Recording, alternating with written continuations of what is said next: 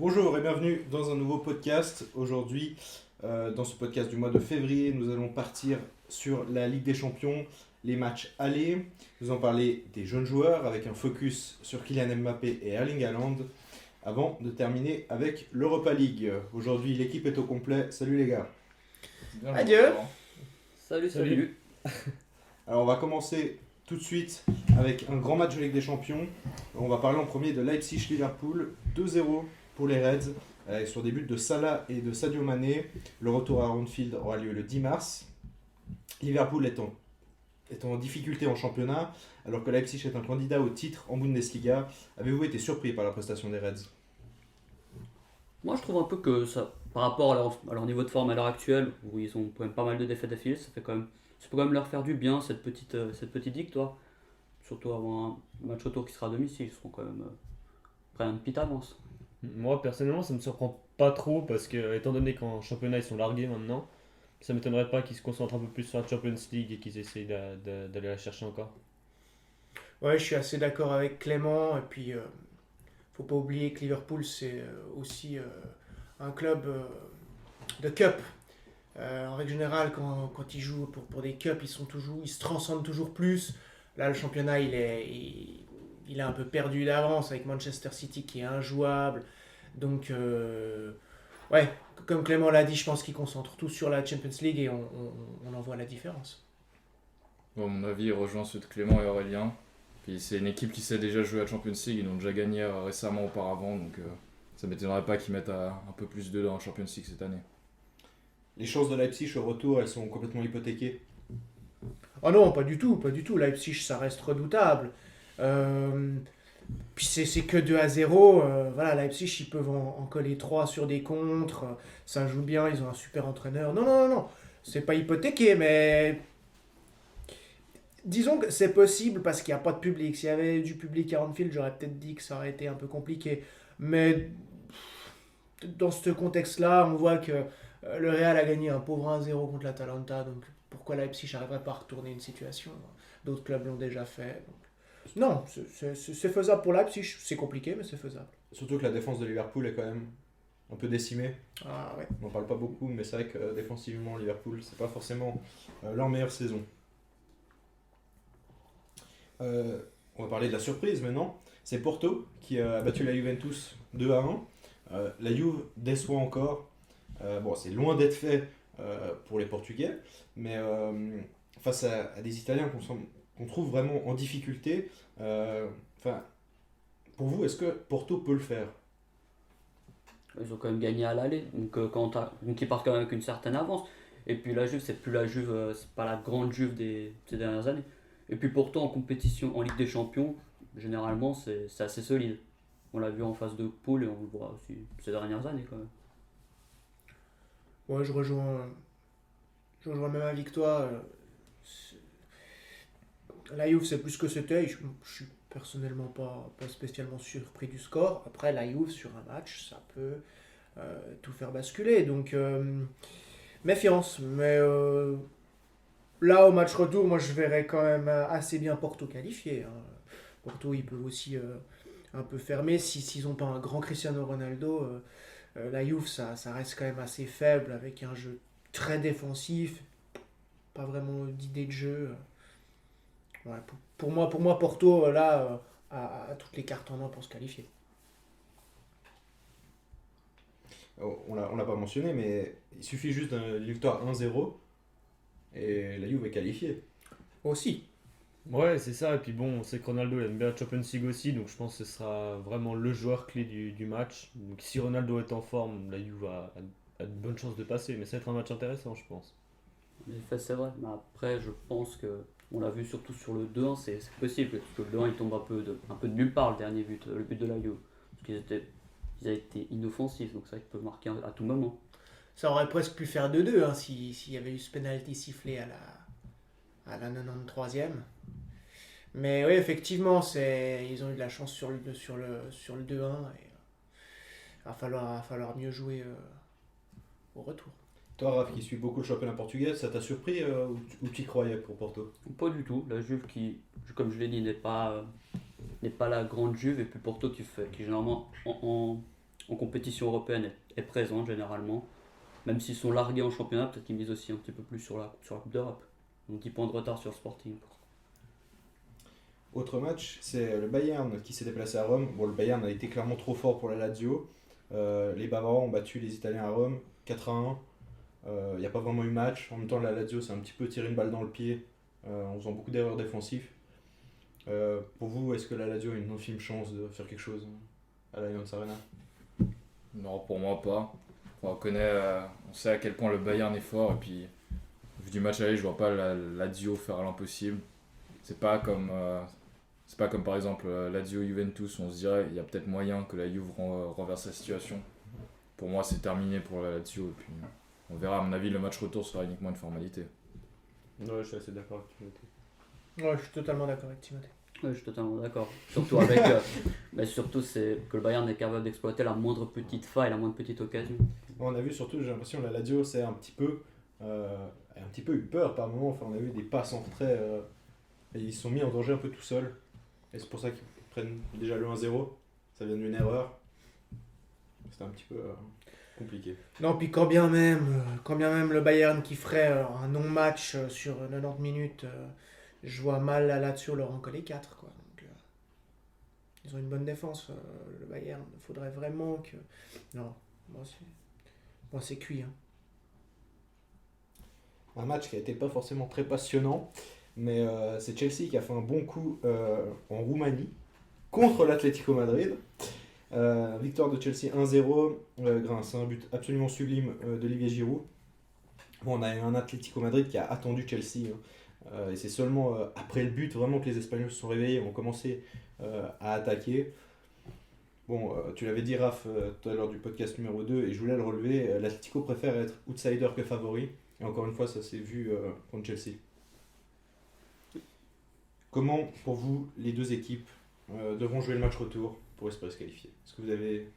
Je pense que l'Atlético, avec les joueurs qu'ils ont, par rapport peut-être au début où l'Atlético avait surtout on va dire des joueurs plus faibles par rapport aux autres, où c'est logique qu'ils soient défensifs. Là, à l'heure actuelle, ils ont quand même des joueurs pour pouvoir aller chercher le jeu, pour pouvoir aller essayer d'attaquer, avec un Luis Suarez ou un João Félix par exemple. Donc je pense que c'est dommage d'avoir voulu à ce point cadenasser le jeu, même si on connaît Simeone, pour ma part. Bon, le retour il reste ouvert, hein. C'est que 1-0. Tout est possible des deux côtés. Hein. Oui, ils ont pris une bonne option, Chelsea, sur le match aller, mais c'est pas non plus bouclé, quoi. Donc, l'Atlético, ils ont toutes leurs chances aussi. Il va falloir jouer, il va falloir un peu s'exposer peut-être à des contres de Chelsea ou de l'Atlético, mais au niveau de la qualité de l'Atlético, au niveau des joueurs qu'ils ont, ils peuvent se qualifier, ils peuvent y aller. Hein. Ouais, comme dit Aurélien, ce sera un match totalement ouvert. Puis comme disait Raph aussi, ils ont des bons atouts offensifs. Et s'ils veulent se qualifier, ils n'ont pas le choix d'attaquer et puis peut-être de monter un peu le bloc. Donc on verra, mais je pense que ça va être un match intéressant et j'enterrerai pas l'Atlético. Ouais. Pour moi, je rejoins un peu sur la fin ce qu'a dit Clémence. Je pense que c'est même un avantage qu'ils aient perdu le match 1-0. Comme ça, ils n'auront pas besoin d'attendre. Ils savent le résultat qu'ils doivent aller chercher directement. Ils ne risquent pas une mauvaise surprise grâce à ça. Donc je pense que c'est possible. Et à mon avis, le 1-0 leur fait plus de bien que de mal dans ce sens-là et au niveau tactique. Au niveau tactique, justement, Aurélien, toi tu l'avais dit également lors du deuxième podcast, tu avais dit que Chelsea pourrait être le pire tirage pour l'Atlético Madrid. Bon, Chelsea pourrait être le pire tirage pour beaucoup de clubs. Là, on le voit, hein, Chelsea, ça fait depuis quelques temps que Champions League, c'est plus comme dans les années 2007-2008. Mais ça reste redoutable. Ils ont déjà gagné la Ligue des Champions, donc ils savent comment faire. Et puis, c'est compliqué de jouer Chelsea. C'est compliqué. Ils ont quand même un style de jeu qui est assez spécial. Donc, moi, je disais pour l'Atlético, parce que, l'Atlético et Chelsea, je trouve qu'ils ont quand même à la base un peu le même style de jeu. Du temps de Mourinho, c'était à peu près le même style. Et puis, oui, ça reste compliqué. Ils ont une belle équipe. Et, mauvais tirage, tirage compliqué pour n'importe quelle équipe. Là, c'est l'Atlético qui l'a eu. Donc, voilà. Mönchengladbach, de son côté, ils n'ont absolument pas fait le poids contre Manchester City. Une telle domination incroyable. Les leaders de Première Ligue vraiment ont marché sur Gladbach. Pour vous, est-ce que Gladbach a vraiment moyen de se qualifier quand on a vu la domination de City? Se qualifier, je pense pas. Gagner, oui. Ils peuvent gagner, ils peuvent réussir à gagner le match. Mais se qualifier, je pense pas, parce qu'il faudrait qu'ils marquent au moins 2 buts. Il faudrait que Manchester City n'en marque pas. C'est compliqué. Bon, en tout cas, Manchester City est dans une forme absolument incroyable. Ils enchaînent les victoires. Bon, il y a relativement peu de chances que Gladbach réussisse à faire quelque chose au retour, hein. Peut-être aussi un manque d'expérience. C'est que la première fois que Gladbach arrive en huitième de finale. Je pense pas que ce soit forcément dû à un manque d'expérience. Après, ils ont chopé un des gros et des favoris de la compétition, donc je pense pas que l'expérience y ferait grand chose pour n'importe quelle équipe, mais ça peut être un facteur qui rentre en compte. Mais à mon avis, il est assez infime. Je rejoins Timothée sur ce qu'il dit. Ils ont joué un peu avec leurs armes. Ils ont essayé de faire ce qu'ils ont pu. L'Atalanta aussi a essayé de faire ce qu'il a pu, mais évidemment en étant réduit à 10 face au Real Madrid à la 17e minute. Merci Remo Freuler. Bon, ils ont dû défendre tout le match. Au final, ça a craqué à la 86e minute sur un tir de Mendy en dehors de la surface. Bon, franchement, l'Atalanta a fait ce qu'il a pu et a plutôt bien défendu et a clairement bien limité la casse. Et pourquoi pas faire un coup à Madrid, surtout face à ce Real là. Bah, franchement, c'est possible. Parce que le premier match, je pense que en match aller, quand même, c'est que le carton rouge a quand même beaucoup pesé dans la balance. Parce que on sait à quel point l'Atalanta aime bien jouer. Et c'est vrai qu'à 10, c'est plus compliqué. Mais honnêtement, en retour, on connaît leur fougue. On sait qu'ils sont capables d'aller chercher une victoire extérieure. Et on sait que le Real Madrid, par le passé, a déjà subi des remontades assez violentes face à ce genre d'équipe. On se souvient par exemple par rapport à l'Ajax, par exemple. Ils ont pris le 4-1 en retour. Ouais, je pense que je rejoins complètement ce que Rafa dit. Mais ouais, l'Atalanta, c'est quand même un club qui a de bonnes forces offensives, notamment. Et puis, je pense qu'il peut poser des difficultés au Real qui n'est pas transcendant. Ouais, je suis d'accord avec Clément et Raph. Tout est encore jouable, je veux dire. L'Atalanta a été réduit à 10 à partir de la combienième, de la 16e, 17e. la 17e minute. Et le Real en a planté qu'un à la 86e. Ouais. Bon, il n'y aura pas Remo Freuler au retour, mais bon, ils seront 11. Tout est jouable. Surtout que Gasperini est un assez bon tacticien pour faire quelque chose face à un Real qui ne montre pas grand chose en ce moment. Oui, C'est faisable. clair, bien sûr. Je pense que l'Atalanta peut faire quelque chose. Et maintenant, si les gens ont bien écouté, vous avez remarqué qu'on n'a pas parlé de Séville Dortmund et de Barcelone-Paris, puisque, magnifique transition, c'est notre focus. Focus sur les jeunes joueurs et notamment sur Erling Haaland et Kylian Mbappé. Bon, tout d'abord, qu'est-ce que vous avez pensé un peu des deux rencontres? On va commencer par la première qui a eu lieu, c'est-à-dire Barcelone-Paris. Qu'est-ce que vous en avez pensé un petit peu? Bah, au final, c'est vrai que ça m'a pas trop surpris, pour être honnête. Parce que bah, le Barça, en ce moment, c'est un peu la crise, on peut le dire, je pense.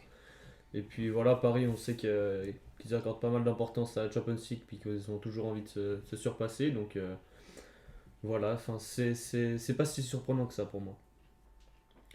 Ouais, je suis totalement d'accord avec Clément. Le PSG qui chaque année mise tout sur la Ligue des Champions. En l'occurrence, cette année, face à un Barcelone qui est malade, malade déjà depuis plusieurs années. Des super buts, un Mbappé 5 étoiles. Non, pour moi, là, Paris a vraiment cette année toutes les cartes en main pour enfin battre un gros sur une double confrontation, puis montrer que cette fois, ils sont vraiment présents dans les gros d'Europe. Bon, c'est un petit peu prévisible aussi, hein, quand on voit une défense du Barça qui est au final assez lente. Gérard Piqué n'avait pas joué depuis 3 mois, on le remet dans le 11 pour ce match. Au final, face à Mbappé, voilà, je veux dire, déjà qu'il y a une différence de vitesse. Alors en plus, quand il y en a un des deux qui est hors de forme, bon, c'était un petit peu prévisible. C'était totalement prévisible. Je ne sais pas vraiment à quoi a joué Ronald Koeman sur cette rencontre, parce que j'ai l'impression que en termes de tactique, il s'est planté sur toute la ligne. Bon, voilà. On verra si peut-être les joueurs de Barcelone vont se transcender au match retour, mais avec un pari aussi fort que ça, avec un nouvel entraîneur qui arrive à sublimer ses joueurs et arrive enfin à leur faire avoir cette mentalité de requin, où ils ont plus un peu ce comportement de diva, mais ils arrivent un peu à aller à la guerre pour leur entraîneur, ben, je vois mal Barcelone renverser la situation. On l'a pas dit, mais il n'y avait pas Neymar lors de ce match-là. Donc, Mais c'était peut-être aussi un avantage. Moi, selon moi, Neymar est très bon, mais là, sur cette rencontre, au final, c'était peut-être pas plus mal que Neymar soit pas là. donc Mbappé qui s'est offert un triplé lors de cette rencontre. L'autre but a été inscrit par Moise Kean. Et pour le Barça, c'est Lionel Messi. Sur penalty, du côté de Séville Dortmund, Haaland stratosphérique, je me semble que c'est 18 buts en 13 matchs de Ligue des Champions, si quelqu'un peut me le confirmer, ce serait... ouais, c'est dans Très ces bien. eaux-là. C'est dans ces eaux-là. Mais il est juste stratosphérique, que ce soit en championnat ou en... Il a quasiment porté son équipe sur ce coup-là. Ça change pas trop. Haaland est habitué des grosses performances en Champions League. Et il continue sur cette forme-là pour l'instant. Et on voit souvent, il est là dans les grands matchs. Il a fait un gros match, il a permis à son équipe de gagner. C'était un match assez plaisant à voir. Je pense. C'est vrai que je rejoins l'avis de Raph et puis Timothée. Erling Haaland, sur chaque gros match, il est présent. Vraiment, c'est vraiment un joueur fiable et puis ça fait plaisir de voir des petits jeunes qui commencent à percer. Dortmund qui l'emporte 3-2 à l'extérieur. Il y a clairement moyen de se qualifier à domicile. Il faudrait que Séville gagne 2-0. Pour vous, Séville, il y a une possibilité de... Oui, bien sûr. Oui. Parce qu'à mon avis, Dortmund, aussi la défense, on sait que c'est pas trop ça depuis quelques temps. Mais je m'attends à un match ouvert, je m'attends que le retour soit tout aussi ouvert que l'aller. Que Séville, ayant planté 2 face à la défense de Dortmund, ou 3, je n'ai pas spécialement de doute là-dessus, mais que Hollande n'en marque pas, là c'est différent. Donc ouais, il faudra vraiment que la défense de Séville, Musel, si on dit comme ça, Musel, Ouais, Oui, Musso. on peut dire Musel, Erling Haaland, et puis que la défense de Dortmund fasse peut-être quelques bourdes, soit un peu plus fébrile, mais dans l'état actuel, Dortmund paraît quand même supérieur. Le truc à Dortmund, c'est que la menace vient pas que de Haaland non plus. Malgré que ça C'est soit vrai.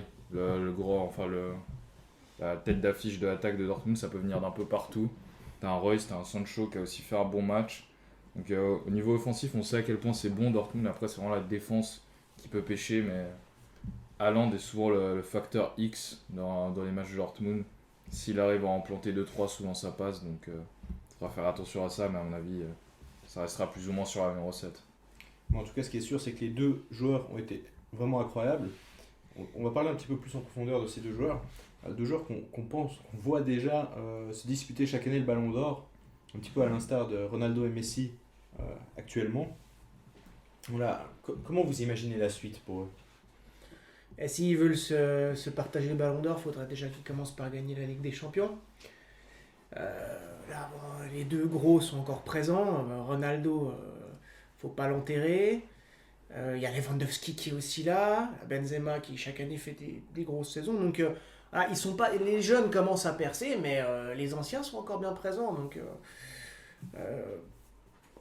il y a une certaine pression des médias. Moi, je trouve quand même qu'ils ont un bon potentiel. C'est des futurs candidats au Ballon d'Or. Mais de là à tout de suite les mettre à la même table que Lewandowski, Ronaldo, Messi, ouais, pas tout de suite. Pas tout de suite. Il faudrait déjà qu'ils commencent par, voilà, pour Mbappé, peut-être gagner l'Euro, une Ligue des Champions.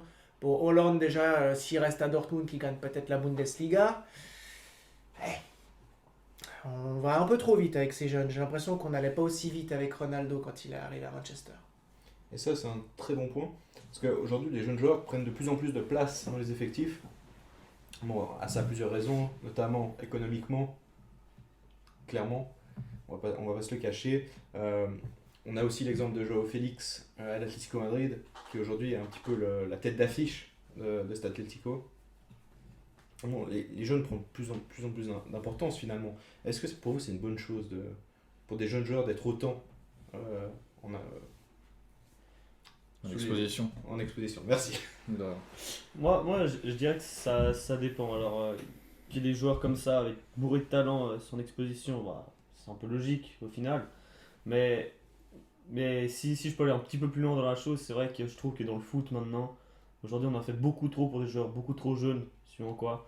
La dernière fois j'ai lu, si je me trompe pas, qu'il y avait un jeune de 8 ans qui avait signé un contrat avec Nike pour je sais pas combien d'années. Enfin, pour moi c'est un peu n'importe quoi parce que tu sais pas ce que le joueur va devenir. Et puis ouais, pour moi c'est beaucoup trop, mais c'est mon avis après. Je rejoins Clément sur ce qu'il dit, mais je pense que c'est pas non plus récent, on l'a vu. Si on prend pas un Boyan, où tout le monde pensait que ça allait être le nouveau Messi, et puis au final, il s'est totalement perdu. Ou la petite pépite du PSG, Xavi Simons, qui n'a pas forcément pour l'instant prouvé grand chose. Après, il est encore jeune, mais je pense. Et puis, concernant Mbappé et Haaland, je pense qu'il y a quand même aussi d'autres jeunes joueurs qui peuvent aussi prétendre à. Oui, et puis il faut aussi, ça dépend des clubs, comment ils sont encadrés. Il y a des jeunes très talentueux, Moïse Kean, euh, Joao Félix à Atlético. En particulier ce joueur-là, il est cadré, quoi. Je veux dire, on connaît le talent, mais il est dans un club qui le cadre, qui fait quand même attention à ce qu'il soit pas trop polémique. Hollande, ça va. Mbappé, moi, je le trouve quand même bien polémique. Je trouve quand même que... Voilà, il est confiant. Et attention. On parle de polémique, mais Haaland s'est quand même fait virer de boîte de nuit complètement déchiré. Aussi. Donc voilà. C'est Ça risque moins que quand c'est Mbappé qui le fait, par exemple. Parce qu'il Mhm. le fait à des occasions, c'est beaucoup plus rare. C'est rare que ça sorte, mais après, ils sont tous jeunes, quoi, ils font des erreurs, c'est normal. Après, au niveau des joueurs, par exemple, ce que tu disais, celui de 8 ans qui a signé un contrat avec Nike, c'est dû à l'émergence des réseaux sociaux aussi. Qui n'y avait pas ça avant, sans les réseaux sociaux, je pense, ce gamin, plus jamais personne n'en aurait parlé. Donc ça devient un peu dans la même, c'est dans la même lignée qu'on voit à chaque fois des jeunes être en grande exposition. Puis bon, on est quand même dans une ère où l'argent est quand même plus intéressant réellement que peut-être des fois des titres. Je veux dire, signer un enfant de 8 ans, peut-être qu'il va rapporter plus juste en le signant, même s'il fait pas carrière, que peut-être signer un autre joueur talentueux qui est un peu plus lisse, qui s'expose un peu moins à certaines choses. Et voilà. Bon, on va quand même faire un petit point statistique. Bon, on va commencer par Mbappé cette année en Ligue 1. C'est 22 matchs, 16 buts, 6 passes décisives. Ce qui est plutôt très correct. Ça reste la Ligue 1. Ça reste la Ligue 1, on va y venir. La Ligue des Champions, 6 matchs, 5 buts. Bon, après, Coupe de France, non, c'était l'année passée, il n'y a pas eu cette année. T'as les stats d'Haaland, Ouais. dis-moi. Alors, en Bundesliga, Haaland, c'est 17 matchs, 17 buts, 4 passes décisives. En Champions League, c'est 5 matchs, 8 buts, une passe décisive. Et en Coupe d'Allemagne, 2 matchs, 1 but, une passe décisive. Puis en Super Coupe, 1 match, une passe décisive et 1 but. Donc on voit que Haaland a l'ascendant au niveau des statistiques en jouant dans un championnat un peu plus relevé. Après, Mbappé, pour moi, c'est pas encore un joueur des grands rendez-vous. Voilà, c'est peut-être pas le bon moment pour le dire parce qu'il a sorti un gros match, mais de manière générale, c'est pas lui qui est souvent là pour les grands rendez-vous. On l'a souvent vu un peu faiblir dans les grands moments. Donc, ce serait peut-être ça le point à améliorer selon moi pour Mbappé. Après, ça reste fortement lié au championnat aussi. Quand tu joues souvent contre des équipes qui sont de moins fort calibre en championnat et quand en Europe tu joues des gros, ça peut être un facteur sur lequel on peut se pencher pour entre guillemets excuser le manque de performance des fois d'Mbappé dans les grands moments. Après, c'est un peu lui qui se met cette pression tout seul en s'attribuant des termes en s'attribuant lui-même des termes. Donc à voir, mais pour l'instant, Haaland est un peu sorti nulle part très rapidement. Mbappé, on en parlait beaucoup plus tôt. Après, moi, je trouve que Mbappé n'a pas encore vraiment confirmé toutes les attentes qu'on lui donnait. Contrairement à Haaland qui est venu avec moins d'attentes, moins de pression aussi, et qui arrive pour l'instant plus à confirmer selon moi.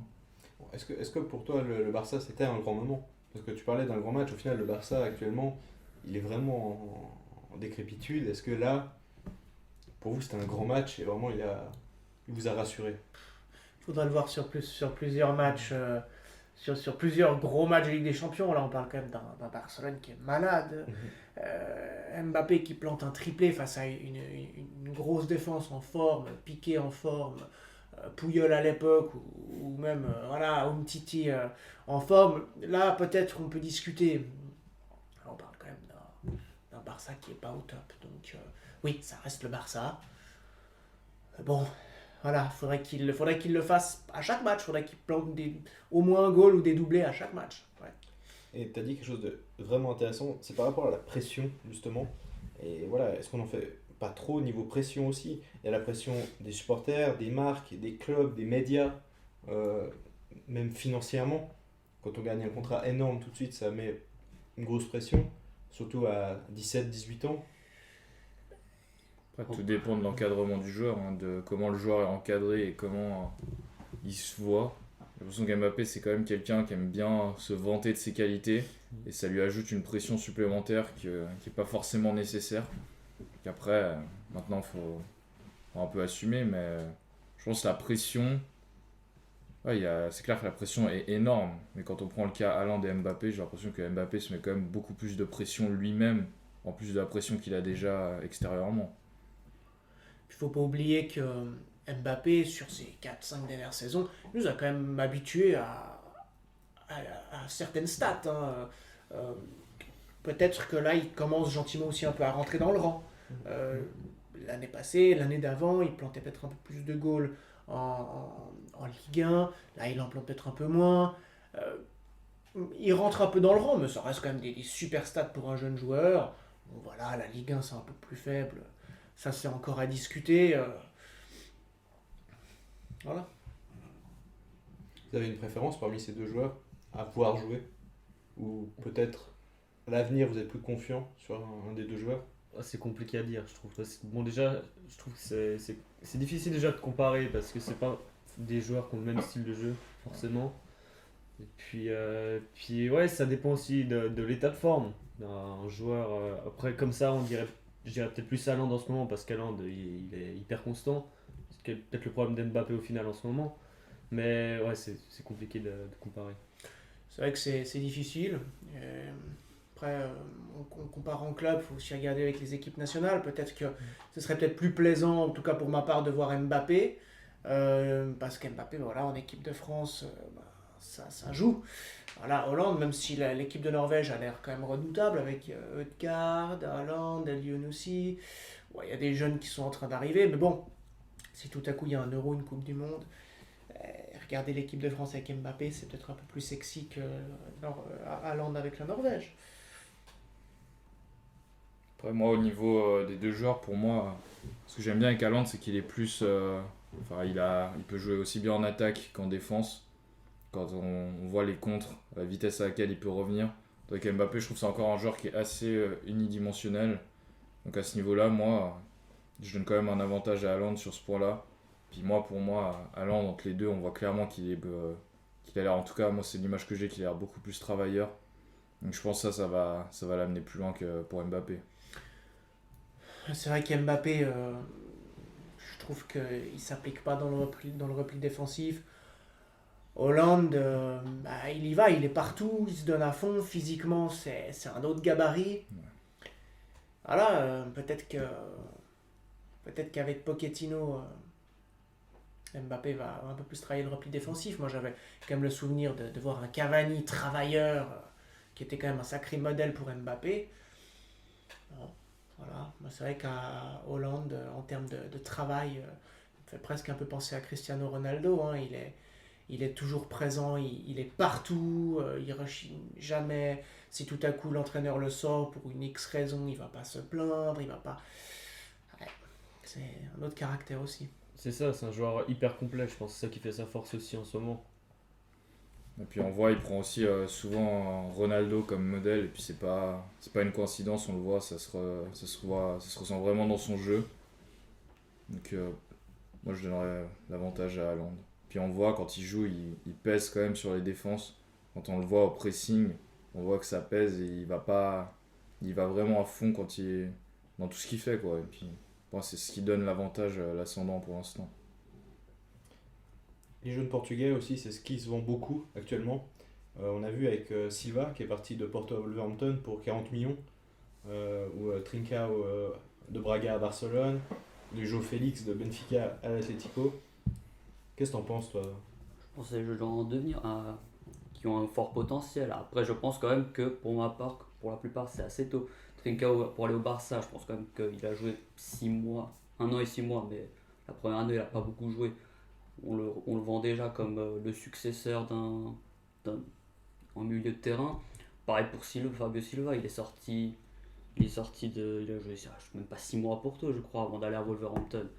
João Félix, c'était que 6 mois à Benfica. Après, João Félix commence aussi à se développer, mais je pense que ce serait peut-être mieux de garder les jeunes joueurs pour vraiment plus les valoriser avant de les vendre, à mon avis, parce que Surtout certains sont en train de se perdre. Comme là, on en fait tout sur Francisco Conceição à Porto aussi. On commence déjà à en faire alors qu'il a joué 2-3 matchs. C'est le fils de Sergio Conceição, l'entraîneur. oui, Ouais. de l'entraîneur. Donc moi, je pense quand même que c'est plutôt bien pour la formation. On a de bons jeunes joueurs, mais je pense quand même qu'ils partent un peu trop tôt. Comme Renato Sanchez aussi lorsqu'il est à Benfica. Je pense qu'ils partent beaucoup trop tôt à l'heure actuelle. Ils partent trop tôt, bon, les joueurs portugais s'exportent bien. On peut regarder aussi Bernardo Silva à Manchester City. Par contre, c'est vrai que j'ai un peu de la peine à regarder l'équipe nationale du Portugal, parce que je trouve qu'ils ont des excellents joueurs, mais que ça joue pas forcément très bien ensemble. Quand on regarde des Bernardo Silva, quand on regarde quand même la qualité qu'ils ont au niveau du milieu de terrain, je trouve que ça pourrait être un peu plus fort. Après, ce sera à voir avec l'explosion de Bruno Fernandes aussi. Ouais, c'est ça. Moi, je pense que l'équipe du Portugal, les prochaines années, elle va être vraiment très intéressante.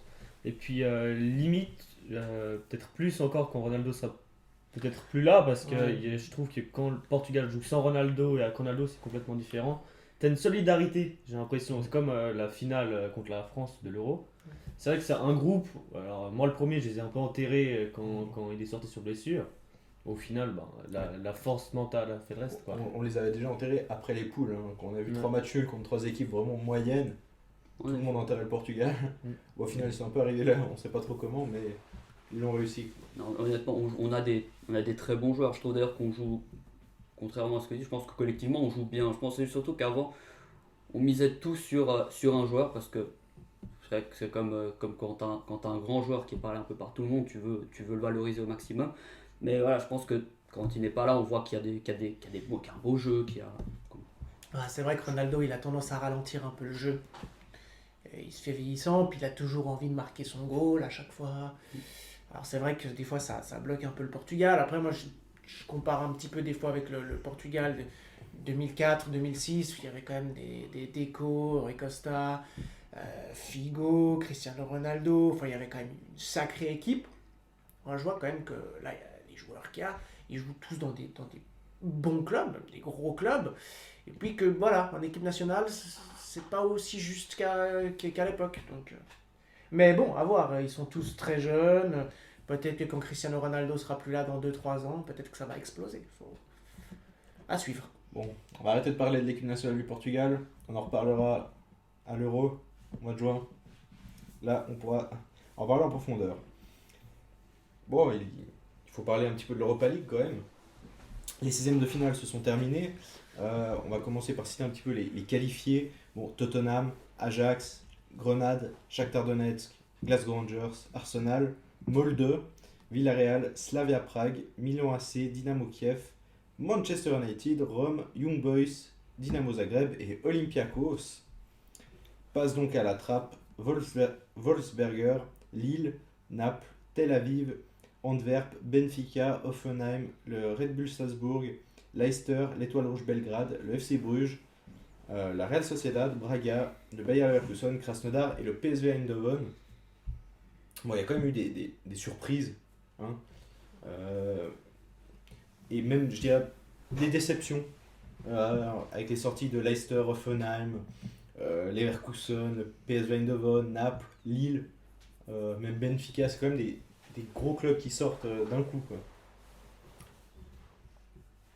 Alors moi, personnellement, comme surprise, je pense la plus belle pour les Suisses, c'est quand même la Young Boys qui est quand même, qui, malgré ce qu'on peut dire, qu'il y a eu quand même pas mal d'erreurs de Leverkusen, comme ils ont livré leur match, comme ils ont joué leur jeu à fond et doivent pas rougir d'avoir ces deux belles victoires quand même. Ouais, c'est clair. Puis en plus, ils sont pas partis pour moi avec un avantage quand ils ont gagné 4-3 à domicile. Souvent, les 3 buts à l'extérieur, c'est ce qui fait la différence. Et puis, comme tu dis, ils ont joué leur jeu, ils se sont donnés à fond. Et puis après, une victoire qui, pour moi, est plutôt méritée. Ouais. On a eu un Leverkusen un petit peu décevant, hein, quand même dans le jeu, même si Young Boys a très bien joué les coups au match retour. Bon, sinon, il y a quand même eu des belles rencontres, hein. Arsenal-Benfica. Au final, ça tourne en faveur d'Arsenal, mais c'est joué vraiment dans les derniers instants. Voilà. Moi, je voulais quand même votre avis sur la qualification du Slavia Prague à Leicester. Gros coup, quand même, du Slavia Prague. Bon, Leicester n'a pas une énorme expérience non plus en Coupe d'Europe. Leicester est relativement bien positionné en Première Ligue. Voilà, Slavia Prague a joué le coup à fond et bravo à eux. C'est quand même une équipe qui aime bien les grands rendez-vous. En phase de poule l'année passée, ils étaient vraiment dans le goût de la mort. Ils ont quand même été chercher des matchs nuls. Ils avaient fait match nul au Camp Nou, match nul à San Siro aussi, contre l'Inter. C'est quand même une équipe qui aime bien ces matchs-là. Et aujourd'hui, ça a clairement tourné en leur faveur contre Leicester. Ça leur permet de plus s'exprimer en Europa League par rapport en Champions League, malgré le fait qu'ils y arrivent en dominant dans leur championnat. Maintenant, on va pouvoir vraiment voir s'ils arrivent vraiment à confirmer. Mais c'est plus intéressant en tout cas de les voir jouer en Europa League, ça c'est certain.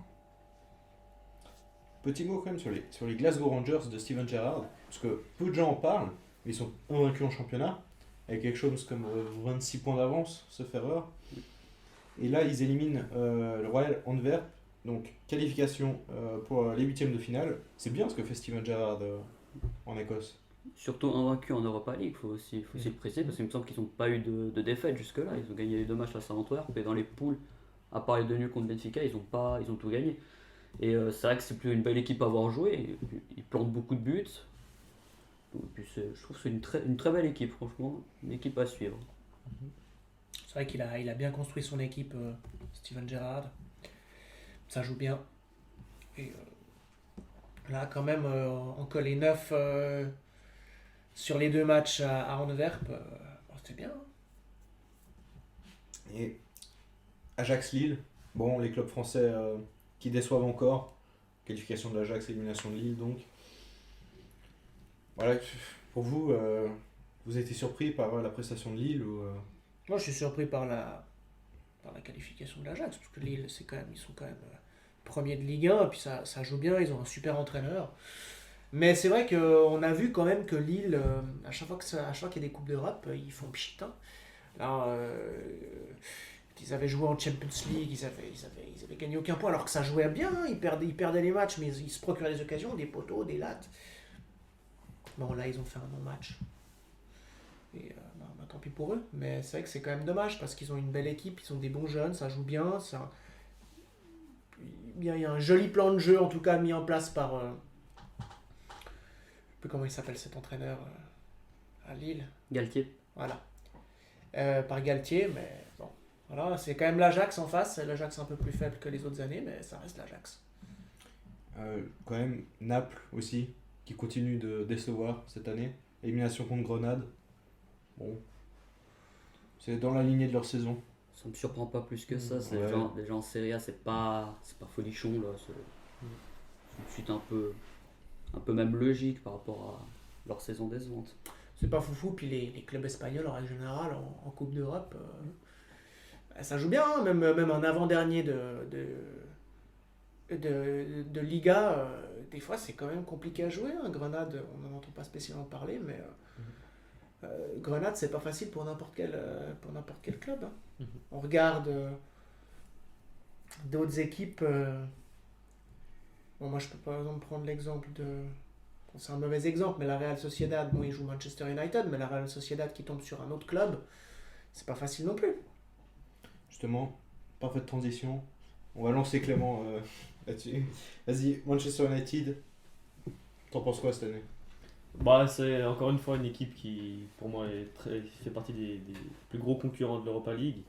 C'est vrai qu'ils ont, ils ont perdu un petit peu, ils se sont mis des bâtons dans les roues, je dirais, en première ligue. C'est vrai que c'est dommage parce qu'ils auraient peut-être pu concurrencer City, même si maintenant, pour moi, enfin, c'est assez logique le classement. Et ouais, ça me surprend pas ce 4-0 à l'aller. Puis après, je pense qu'ils ont plus géré, sachant qu'ils ont quand même pas mal de matchs aussi. Et puis ouais, un concurrent très sérieux pour le titre, je pense, d'Europa League. Bon, Tottenham également, première ligue, qui a explosé les Autrichiens de Wolfsberger. Bon, cumulé 8-1, 4-0 au retour. Surpris? Non, pas surpris. C'est vrai qu'ils ont fait le travail à l'extérieur. Puis bon, après, à domicile, c'est toujours plus facile. Et puis, ils ont une profondeur de banc quand même, comparé aux autres années, peut-être, qui est assez intéressante. Et profondeur de montre, on parlait parce qu'ils ont fait énormément tourner. On a vu avec du Dele Alli qui a été relancé, Gareth Bale qui a marqué des buts absolument incroyables d'ailleurs. Ouais. José Mourinho peut tout jouer sur cette Europa League finalement. Bah, pour moi, c'est vraiment le but de Tottenham. Parce que c'est vrai que bon, Mourinho il aime bien les compétitions européennes. Puis là, ils sont largués clairement en première ligue. Donc, s'ils veulent se qualifier pour la Champions League, c'est leur dernier moyen. Et ouais, aussi un bon concurrent. Et justement, en termes de surprise, en bon concurrent, c'est Krasnodar qui se fait éliminer contre le Dynamo Zagreb. Krasnodar qui peut quand même généralement faire quelque chose dans ces petites compétitions. Ça leur est déjà arrivé de faire des coupes. Bon là ils sont sortis par le Dynamo Zagreb. Vous avez un avis un peu sur ces deux équipes? Peut-être. Moi, ça me surprend pas trop. Les Dynamo Zagreb, ils sont quand même habitués à aller loin en Europa League. Quand je dis loin, plutôt que 16e, 8e de finale, ils sont quand même habitués. Par rapport à Krasnodar, qui me semble, qui a été créé en 2008, il me semble, 2009, qui est peut-être un petit peu inexpérimenté pour l'instant. Ouais, je rejoins totalement Raph de ce côté-là. C'est vrai que le Dynamo Zagreb, je trouve que ils l'ont prouvé. Ça concurrence largement Krasnodar. Ils ont des joueurs de qualité. Et puis, ouais, une équipe assez surprenante, mais assez plaisante aussi. PSV, Eindhoven Olympiakos. Élimination du PSV. Qualification de l'Olympiakos. Ça vous a surpris ou ça pouvait un peu balancer dans les deux sens au final? Ouais, le PSV, c'est plus ce que c'était. L'Olympiakos, ça reste quand même le leader du championnat grec.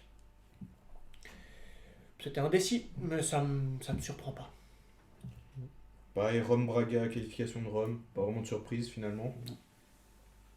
Hoffenheim qui fait n'importe quoi contre Molde. On pourra en parler parce que Hoffenheim gagnait 3-1 à l'extérieur. Au final, ils prennent 2 buts en fin de match. Ça fait 3-3. Puis à domicile, une défaite 2-0. C'est vrai que c'est dommage parce qu'ils avaient vraiment toutes les cartes en main lorsqu'ils venaient de mettre 3-1. Mais bon, on peut quand même féliciter Molde qui réussit tout de même en étant outsider à passer cet obstacle quand même. On peut noter la qualification de Villarreal, du Milan AC, du Shakhtar Donetsk. La plupart des concurrents est encore là, malgré quelques éliminations. Bon, le tirage au sort a déjà été effectué. On va faire affiche par affiche. On va commencer par Ajax Young Boys. Quel est votre avis sur ce tirage? Je pense qu'en tant que bon Suisse, on va quand même. Moi personnellement, je vais quand même avoir un petit œil sur Young Boys. À mon avis, vu le match qu'ils ont livré à Leverkusen, après ça reste quand même l'Ajax, mais à mon avis, il y a quand même quelque chose à faire, surtout que le match retour sera à domicile, même si il n'y a pas de supporters. À mon avis, quand même, peut-être le fait de connaître son terrain, ça peut peut-être être un petit avantage quand même. C'est vrai que c'est ouvert. Hein. Ajax Young Boys, franchement, ça reste ouvert. Et si on m'avait dit entre l'Ajax et Leverkusen, j'aurais choisi l'Ajax déjà à partir des 16e. Donc, non, l'Ajax, c'est jouable pour Young Boys, ça reste ouvert. Autre chose à rajouter sur cette affiche? Dynamo Kiev Villarreal. Villarreal, Ouais, je pense que. On sait jamais, on n'est jamais à l'abri d'une surprise. Ah, mais les Villarreal, équipes ukrainiennes, surtout, c'est quand même du bon ces derniers temps. Quand même. Ouais, Sur mais, Shakhtar ou le Dynamo Kiev. ouais, mais Villarreal de Unai Emery. Ouais, Villarreal.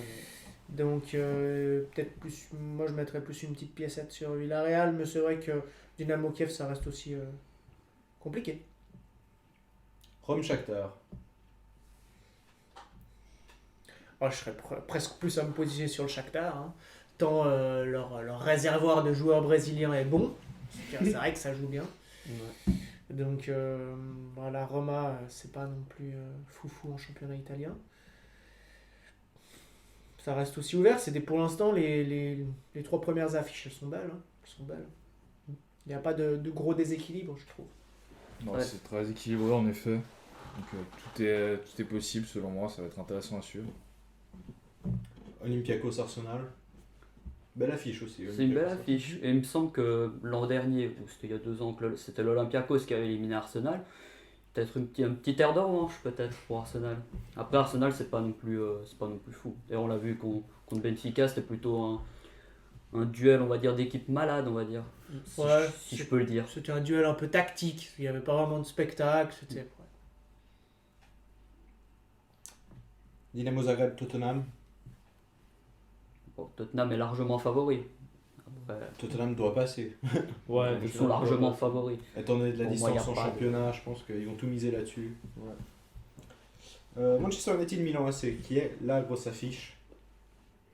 Ouais, ça va être, je pense, l'affiche que je vais peut-être le plus suivre. C'est vrai que c'est 2 équipes qui sont en grande forme en ce moment. Et ouais, ça va être intéressant. C'est un peu compliqué de dégager un favori pour cette rencontre. Donc, ouais, très, très ouvert. Tout le monde peut l'emporter. Donc, on verra.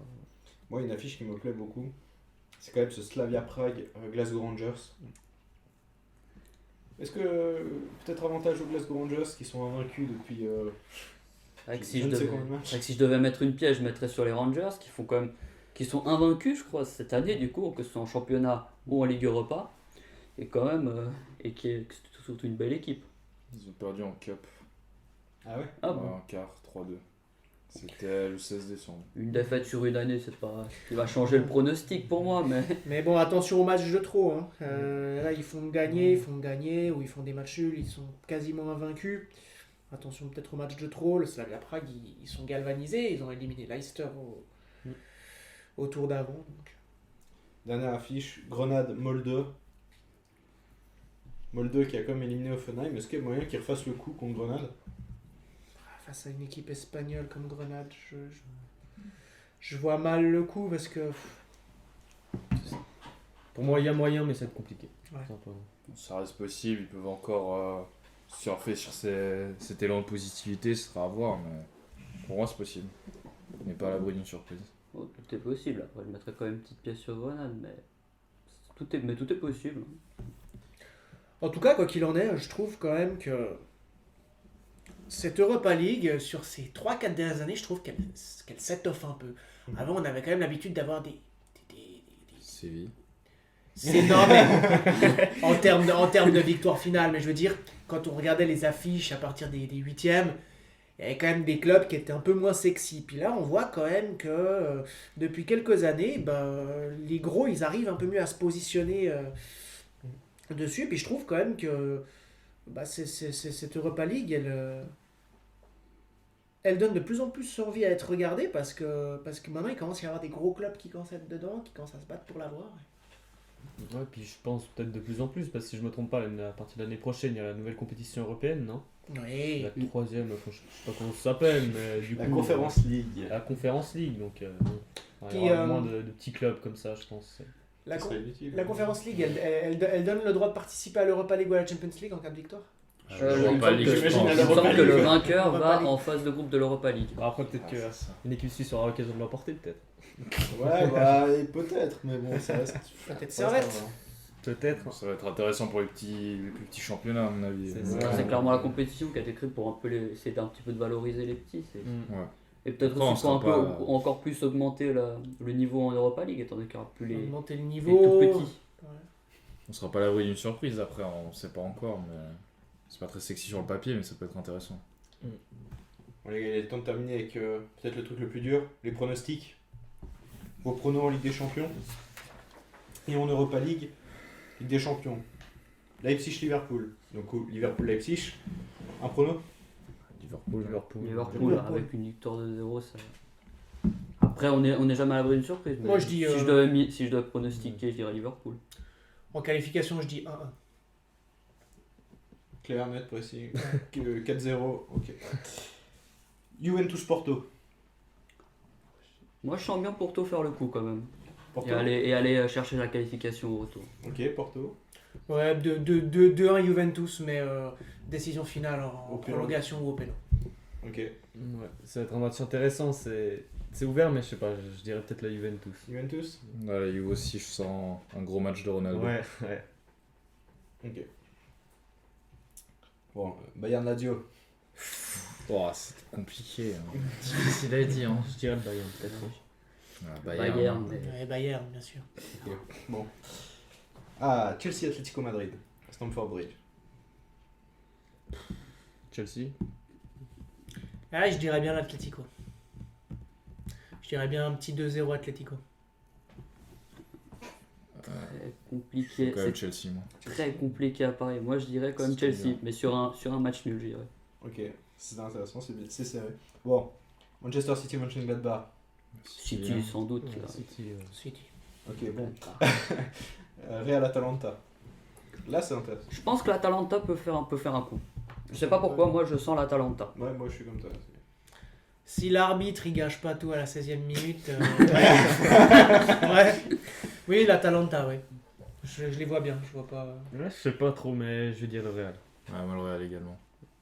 Real. Ok. Dortmund-Séville. Dortmund. Hollande, je dirais même. Je rejoins Aurélien, je dirais Dortmund aussi. Dortmund. Pareil. Magnifique. C'est bien quand tout le monde est d'accord. Ça va plus vite. Paris-Barcelone. Europa League. Non, bah Paris, je pense Bah, que, Paris, hein. Oui, je pense pas que le Barça a le niveau pour refaire une remontada. Parce que... Il y a un grand écart quand même. C'est pas comme un Porto-Juve où on peut se dire une fois que Ronaldo peut faire la différence. Enfin, Messi peut faire la différence, mais ça va être compliqué à mon avis. Mais Messi est L'écart tellement est bien. seul que Ouais, ils sont en limite il fait forme, mal le au Barça. cœur en fait quand tu le vois. Messi est Ouais, seul et il veut Messi, partir, hein. Messi a plus envie. Ouais. Messi a plus envie. Et, ouais, Paris. Paris, très clairement. Ajax, Amsterdam, Young Boys Bern. Là je veux être objectif, je veux pas du patriotisme. Je veux Ah être bah, objectif. moi je vais partir direct sur du patriotisme. Moi je vais direct dire Young Boys parce que Je moi je vais- pense qu'ils ont un coup à jouer. Je vais croire en chance Honnêtement, d'IB, je mais c'est vrai que prends ça va le être ouvert parce que bah, IB est déjà en championnat, ils n'ont plus rien à jouer. Bon, l'Ajax aussi, je crois qu'ils ont 6 points d'avance avec un match en moins. Ouais, bon, Mais- Mais ouais, bon, l'Ajax c'est pour moi quand même le favori, mais je vais dire IB. IB. L'Ajax, moi. Mais Ajax. j'espère que Young Boys va gagner. Ouais, on espère Young Boys. Voilà, je pense c'est que- ça. Ok. Aurélien. C'est vrai que c'est plus ça qui prime, mais Je dirais quand même Young Boys, au vu de la prestation qu'ils ont livrée face au Bayer Leverkusen. Si ils se prennent pas les 3 goals en 20 minutes ou en 30 minutes au match aller, eh ben, on dit que bravo IB. Donc, ouais, au vu de ce qu'ils ont livré, objectivement, je dirais plus Young Boys.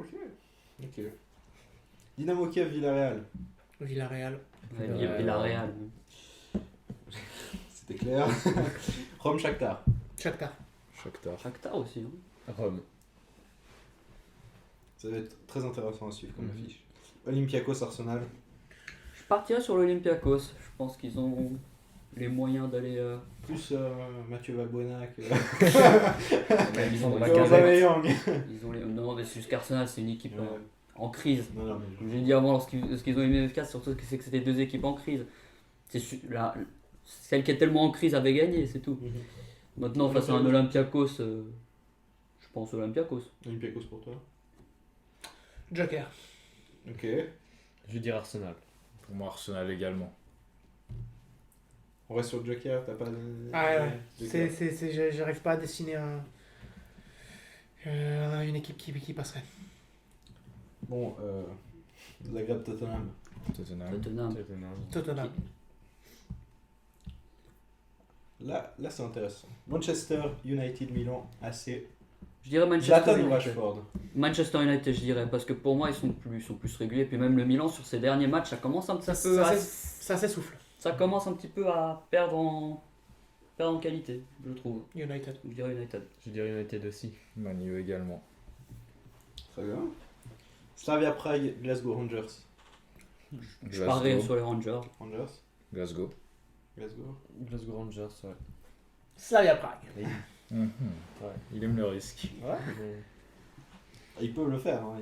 Slavia Prague, le truc, Ouais, c'est qu'on les voit en Ligue des Champions en Europa League, mais on les voit pas dans leur championnat. Je mise sur le match de trop.